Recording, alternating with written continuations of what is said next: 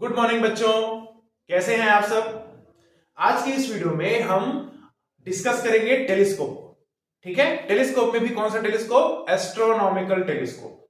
ठीक है, देखिए आपको यह समझना है कि माइक्रोस्कोप को हम यूज करते हैं किसके लिए? बहुत छोटी छोटी चीजों को देखने के लिए। वैसे ही टेलीस्कोप को हम यूज करते हैं जो ऑब्जेक्ट हमसे बहुत दूर है, जैसे स्टार्स हो गए, प्लैनेट्स हो गए, है ना, वो हमारी पृथ्वी से बहुत दूर है तो हम तो और छोटे हैं उससे, है ना, उसको देखने के लिए हम एस्ट्रोनॉमिकल टेलीस्कोप का क्या करते हैं? उपयोग करते हैं। ठीक है, ये चीज पहले याद रखेंगे आप। ठीक है, प्लैनेट्स हो गए, स्टार्स हो गए, है ना, या किसी प्रकार का कोई टोरॉइड आता है, वो सबको देखने के लिए हम टेलीस्कोप का उपयोग करते हैं। ठीक है, टेलीस्कोप का अरेंजमेंट जो है वो माइक्रोस्कोप से थोड़ा सा उल्टा होता है, बिल्कुल इस तरह से।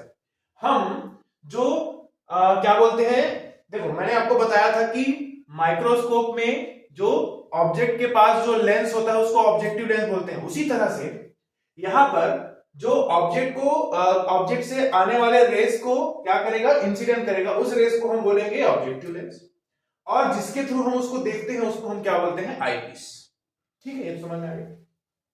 अब आप जैसे डायग्राम में देख सकते हैं कि इसका जो है ना, इसका जो फोकल लेंथ होगा ज्यादा होगा, फोकल लेंथ ज्यादा, अपर्चर भी क्या होगा? ज्यादा होगा। अपर्चर मतलब ये इतना साइज। ठीक है, इसी तरह से इसका क्या है? छोटा, जिसको हमको आंख से देखना है। ठीक है, इसको बड़ा क्यों बनाते हैं?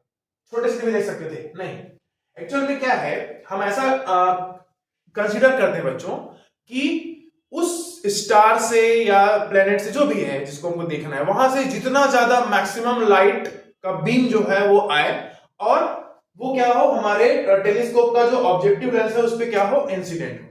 तो अगर छोटा रहेगा तो कम लाइट इंसिडेंट होगा, इसलिए हम उसको बड़ा बनाते हैं ताकि उसमें ज्यादा से ज्यादा क्या हो? इंसिडेंट लाइट क्या हो? इंसिडेंट हो। ठीक है, मतलब पैरेलल लाइट। तो यहां पर ये जो है हम ऐसा मानेंगे कि parallel rays from the object at infinity, infinity पे रखा हुआ ऑब्जेक्ट है उससे पैरेलल रेस आ रही है। ठीक है, तो मैंने आपको बताया था इमेज फॉर्मेशन के लिए हमको दो रेस कंसीडर करना है। ठीक है, कौन कौन सा? एक जो है वो क्या हो? प्रिंसिपल एक्सिस के साथ जाए, दूसरा जो है ऑप्टिकल सेंटर से पास हो। ठीक है, तो हमने देखा कि हमारे पास कोई ऑब्जेक्ट रहा होगा ए बी, हमको नहीं पता कैसे दिख रहा है। ठीक है, बट उसका जो इमेज फॉर्म होगा किसके कारण से? इस ऑब्जेक्टिव लेंस के कारण से, वो कितना हो जाएगा? ए डैश बी डैश। कैसा इमेज बनेगा? Real and inverted. ठीक है, अब हमको ये पता है कि ये जो टेलीस्कोप है एक ट्यूब के अंदर होता है जिसके थ्रू हम उसको देखते हैं। तो ट्यूब में रखने का फायदा ये हुआ कि वो एक साथ पर्टिकुलर क्या रहता है? अरेंज रहता है। बस उसके डिस्टेंस को हमको मेजर करना होता है। मान लेते हैं कि ये जो इमेज है वो यहां पर बनता, ठीक है, तो ये वाला इमेज हमको नहीं दिखता।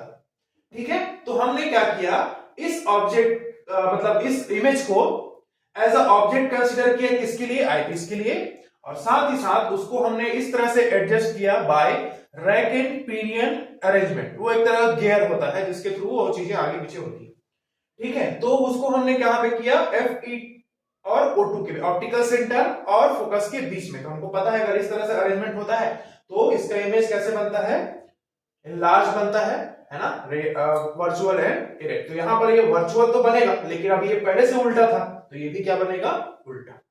ठीक है, तो जिस डिस्टेंस पे, यहां से जिस डिस्टेंस पे हमको दिखेगा उसको हम बोलते हैं D, least distance of distinct vision. ठीक है, ऑब्जेक्ट इंफिनिटी पे रखा हुआ है तो उसको हम लेंगे यू, और इसका इमेज बना है यहां पर, तो ये हो जाएगा किसके लिए? वी ओ, ऑब्जेक्टिव लेंस के लिए है, तो यहां से यहां तक का डिस्टेंस वी ओ, और यहां से यहां तक का डिस्टेंस क्या हो जाएगा? यू ई। ठीक है, तो इस तरह से हम उसका जो है क्या करेंगे? डायग्राम बनाएंगे। डायग्राम के बाद हम क्या करेंगे? उसका मैग्नीफाइंग पावर जो है वो क्या करेंगे? कैलकुलेट करेंगे। ठीक है, तो आप लोग डायग्राम बनाएंगे।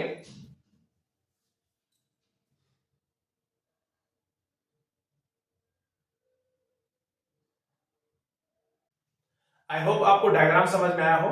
चलिए उस डायग्राम के बेसिस पे हम क्या करते हैं? इसका मैग्नीफाइंग पावर निकालने की कोशिश करते हैं। ठीक है, याद रखना बच्चों, मैग्नीफाइंग पावर चाहे वो माइक्रोस्कोप का हो चाहे टेलीस्कोप का हो, निकालने का तरीका सेम है। तो अगर आपको एक डेरिवेशन अच्छे से आ जाए तो आप आराम से निकाल सकते हैं। तो मैग्नीफाइंग पावर क्या होता है? Angle subtended at the eye by the image to angle subtended at the eye by the object. है ना। तो हम यहाँ पर ले लेते हैं एंगल बीटा, जो किसके ऊपर था, यहाँ पर आप देखे होंगे, यहाँ पर बना रहा होगा वो इस तरह से बना था बीटा के, और ये हो जाता है आपका अल्फा। ठीक है, तो हमको पता है कि जो एंगल है ना, उसको हम कंसीडर करते हैं स्मॉल एंगल्स। ठीक है, इसी कारण से यहाँ पर अल्फा जो है वो अप्रोक्सीमेटली इक्वल हो जाएगा किसके, tan अल्फा के, और बीटा जो है वो अप्रोक्सीमेटली इक्वल हो जाएगा tan बीटा के। तो ये जो हमारा इक्वेशन है वो हो जाएगा m is equal to tan beta upon tan alpha. ये इक्वेशन नंबर देकर छोड़ देते हैं। ठीक है, ये आपके यहां तक कर ली। अब उसके बाद दो वैल्यू निकालना है, एक tan बीटा निकालना है, एक tan अल्फा निकालना है। तो बहुत आसान है। कैसे, देखो अभी आपने देखा होगा यहां से ये ऑब्जेक्ट बना था ऐसे, और ये बना था आपका बीटा एंगल, इसका नाम था O2, है ना, ऑब्जेक्टिव मतलब optical centre of second lens. ठीक है, यहाँ पर ये A डैश था और ये B डैश था। तो tan बीटा निकालेंगे तो परपेंडिकुलर अपॉन बेस। ठीक है, तो tan बीटा, है ना, तो इन लिखेंगे, in triangle A dash O2 B dash, क्या हो जाएगा, tan beta is equal to, tan beta is equal to क्या होगा, परपेंडिकुलर अपॉन बेस। ठीक है, तो परपेंडिकुलर होगा A डैश B डैश, और क्या हो जाएगा ये B डैश, और ये O, ये tan बीटा का वैल्यू निकला। इसी तरह से tan अल्फा निकालेंगे। ठीक है, तो हम लिखेंगे इन ट्रायंगल, ठीक है, कौन कौन सा, A dash O1 B dash में। ठीक है, वहां पर निकलेगा अल्फा, तो A tan alpha is equal to क्या हो जाएगा, परपेंडिकुलर, देखिए कैसे बना था उसका, वो ये ऐसे रखा हुआ था, यहाँ पे बना हुआ था अल्फा इसके साथ, तो ये A डैश B डैश हो गया, और ये जो है वो क्या हो गया, O1। ठीक है, तो इसके लिए परपेंडिकुलर कौन सा हो जाएगा, A डैश B डैश।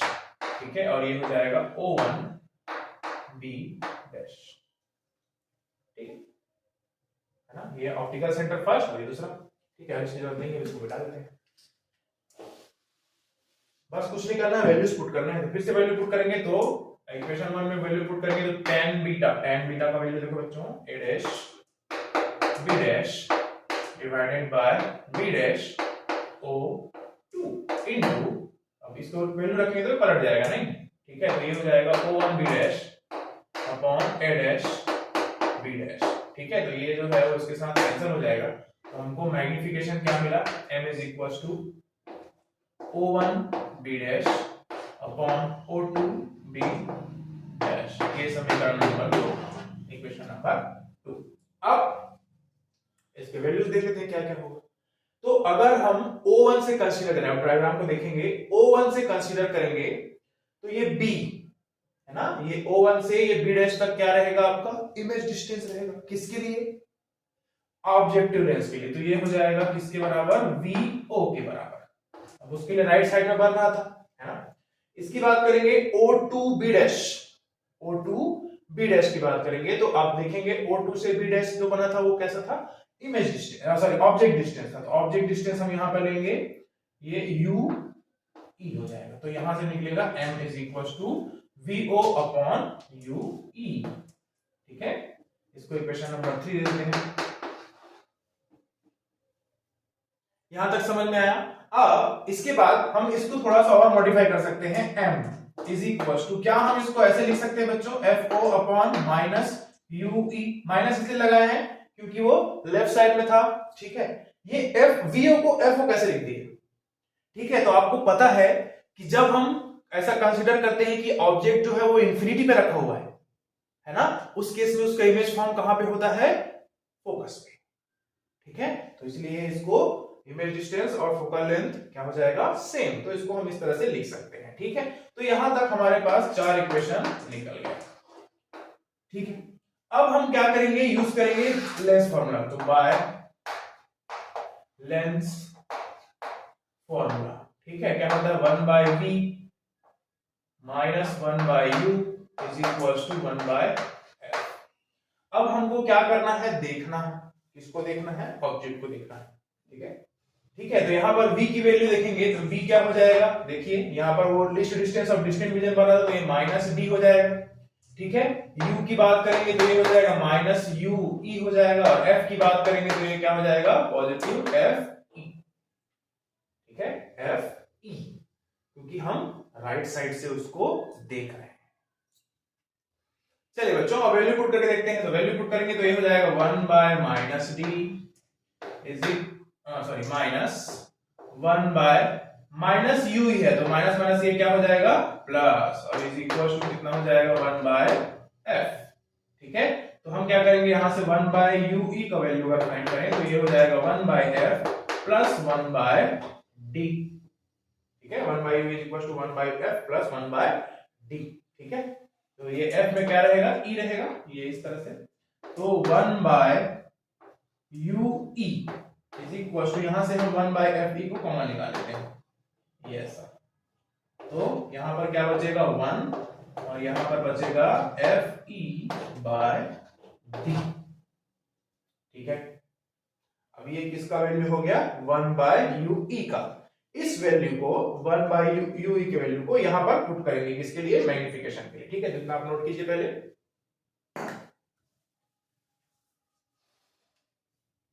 चलिए अब इसको वैल्यू पुट कर दे, तो m को m लिखेंगे, ये एफ ओ है उसको एफ ओ लिख दीजिए, और 1 बाय यू ई का वैल्यू को हमको क्या करना है, पुट करना है।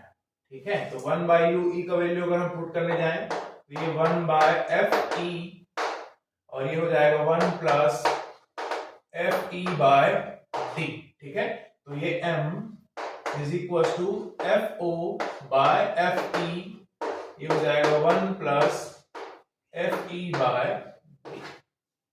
ठीक है, हाँ यहां पर देखो ये माइनस लगा था ना, तो यहां पर भी क्या हो जाएगा, ये माइनस, तो ये माइनस में आएगा। तो यहां पर हमको ये भी समझ में आ गया बच्चों, मैग्नीफाइंग पावर कैसे निकल रहा है, नेगेटिव। इसका मतलब ये हुआ कि जो ऑब्जेक्ट है वो हमको कैसे दिखाई देगा, उल्टा। पर हमको ये पता है कि जो सेलेस्टियल बॉडीज होते हैं, स्टार्स हो गया, प्लैनेट्स हो गया, वो उनका जो शेप रहता है जनरली क्या रहता है, स्फेरिकल रहता है, गोल रहता है।